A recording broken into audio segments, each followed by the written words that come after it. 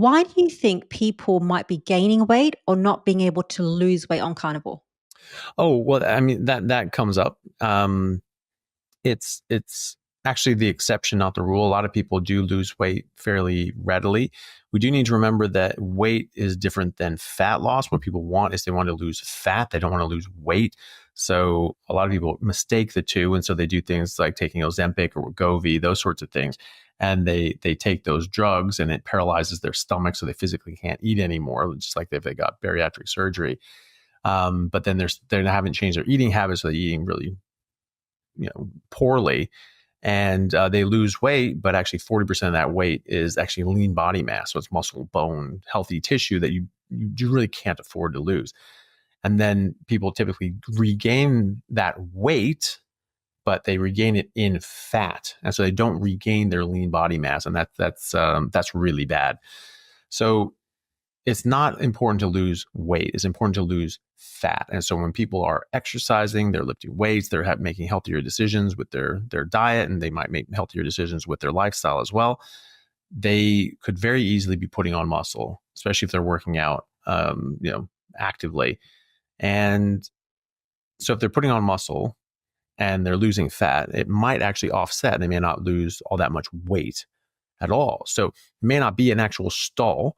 Could just be that their body habitus is reforming. So sometimes people testing their waist circumference, which you actually have to do laying down, by the way. You have to be on your back and then take a tape measure and put that around the level of your belly button and measure it that way. That's what's more accurate. And so it may be that you're staying the same weight or even gaining weight, but your waist circumference is going down, down, down, down, down. Right? Okay. Well, then don't worry about it. You're losing fat and you're gaining muscle. Okay. So that's fine. If you are really not changing your body habits, like you got a DEXA scan and you're just like, no, I'm not losing any fat. That can be for a few reasons, but one of the main ones is that when people are doing all these starvation diets and different sorts of ways of limiting what they're eating, they're getting surgery, they're taking medications, they're just starving themselves, you're going to trash your metabolism. Your body doesn't know that you're just trying to slim down and fit into a smaller dress size. All your body knows are inputs and outputs. And so your body's telling you it's hungry, it needs nutrition, and you're not bringing it in. There's no animal on earth that when hungry will not eat their optimal food when it's sitting there in front of them. And so it's sending the signal saying, hey, you're hungry, you need to eat. And there's no food coming in. And so your body just goes, right, we're in a famine. We're struggling. It's winter. There's something going on here. And we need to slow down the metabolism.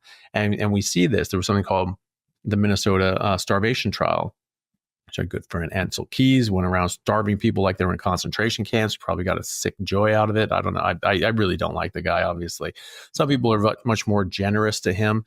Obviously, he had to do some good work, or else he wouldn't have had a reputation to sell to the highest bidder. But I really think that he's done so much harm to the world that he's really irredeemable.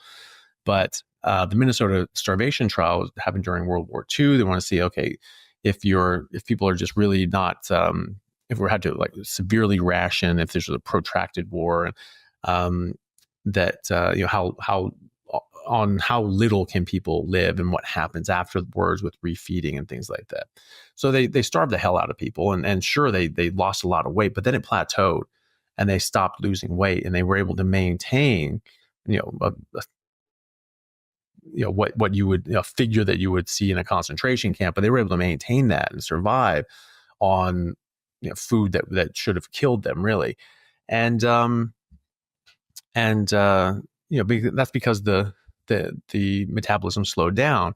And in fact, they found in that study that eating the way they were eating so little that if it was just about calories in, calories out, they would have lost more weight than they started with and just ceased to exist, or, AKA died. And they didn't. The body was able to adapt and adjust. There's all life on Earth can deal with a famine because there are famines. And so all species have had to weather famines at some point. Even bacteria have to do this at some stage.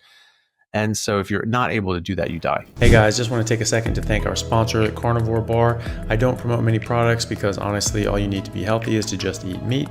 For those times that you're out hiking, road tripping, or stuck at work and you want a nutritious snack that is just meat, fat, and salt if you want it, the Carnivore Bar is a great option. So I like this product not because it's just pure meat, but also because I want the carnivore market to thrive as well. And the more we support meat-only products, the more meat-only products there will be available in the mainstream. So if this sounds like something you'd like to get behind, check it out using my discount code Anthony to get 10% off, which also applies to subscriptions, giving you 25% off total. All right, thanks guys. Right. So we do this on purpose and our metabolism slows down. If you look at The Biggest Loser, that show, well, they lost a whole bunch of weight. The classic sort of thing, eat 2 celery sprouts and, crush yourself on the elliptical or something like that. In fact, I had a lady who was on that show, and she said it was actually it was a lot worse than that the producers were really encouraging like disordered eating and eating disorders and things like that because they just wanted results. They just wanted people losing a ton of weight. And, but they checked the metabolic rate of these people and it absolutely was trashed. So yeah, a lot of people lost weight just like they did in the starvation trials, but they absolutely trashed their metabolism. And then they checked them 6 years later. They'd all regained the weight and their metabolisms had not recovered. They were still bottomed out. And this is why you get yo-yo dieting, right? So you starve yourself for a while, you lose some weight, but then it plateaus and you're like, okay, I'm starving myself. I'm miserable. I hate this. And I'm not even losing weight anymore. Well, this is stupid. And you get very discouraged and you start eating other ways. And then wham, your weight goes up and you actually regain more weight than you lost because your metabolism is just depressed. Your body's like, we just went through a famine. We need to store up for the winter because that's just what we're doing. Like a bear getting obese for the winter and then sleeping it off. Your body's just like, okay, well, we need to survive. We're going into the next famine's right around the corner. We need to store everything that we can. That's how you survive. And so then you're going into a proper diet that's actually fit for humans, and your metabolism is still crushed. It can take time to recover. I check people, different sort of signs of metabolic health, like their fasting insulin. You can check glucose as well. Also things like leptin, leptin. That's a really important hormone. That's a satiety hormone. And people that have elevated leptin, so they have leptin resistance is what it's called, that they'll actually find that's associated with a slower metabolism. So is higher, insulin resistance. So higher the insulin, the slower the metabolism, and the higher the leptin, the slower the metabolism as well. And there's other markers as well. There's actually quite a few, but those are some interesting ones that you can keep track of.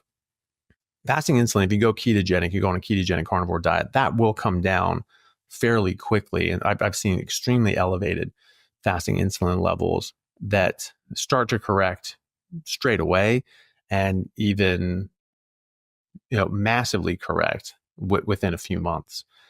And but it can take time depending on how high it is. But it does come down once you stop eating carbohydrates and all this other garbage. So that starts coming down. Leptin takes a lot longer than that. And so if you have elevated leptin, just understand that you have a slowed metabolism from whatever life choices you've made before. And you could be one of these slow burners that you have to wait for that leptin to come down before you're in the rest of your metabolism to perk up before your body starts letting go of your fat stores. So things that can cause leptin resistance. Insulin blocks leptin. It blocks it at the level of the hypothalamus. So the hypothalamus and feeds into the pituitary, and the hypothalamus and pituitary release a lot of major hormones that then go to testes in men, ovaries in women, adrenals in both, and they stimulate all these hormones coming out. Very important part of the brain. Leptin influences that and can actually influence the hypothalamus and the hormones then coming out of it. Insulin blocks leptin at the level of the hypothalamus. So not only are you feeling like you're starving all the time because leptin is the satiety hormone, so you don't know that you're satiated and you just keep eating because the signals that you're getting from your body is that you're starving and you need to keep eating. And insulin is the fat storage hormone. So as your insulin goes up, you're actually incapable of burning fat. People with an insulinoma that secretes a lot of insulin, they cannot burn fat. They just get enormously obese. It doesn't matter what they eat because everything that goes into their body just gets stored into fat. And people with type 1 diabetes don't make any insulin. They could eat 50,000 calories a day. They won't put on any fat at all. They will waste away until they die, right? So insulin is the fat storage hormone. You start eating carbohydrates, that raises insulin. You are going to store fat. You won't be able to burn fat, simple as. But okay, why is it then when your insulin starts coming down? Well, your insulin could be elevated, right? So that needs to start coming down before your body's going to be able to access your fat stores. Once that comes down, you can have this derangement with your leptin as well. And that can be a sign of other metabolic issues. But insulin blocks leptin, fructose blocks leptin, alcohol blocks leptin, and lectins, plant toxins called lectins, block leptin. And so you need to get rid of all these things. And when you do, that leptin starts coming down. That's another thing when people are stalling, like, oh, my blood sugar is this, or that's not really working, is, are you drinking alcohol? Because it's always assumed, I mean, it's not meat. So, obviously you should assume that, well, I'm doing a carnivore diet. I'm not having anything else. I'm not eating anything else. Are you drinking alcohol?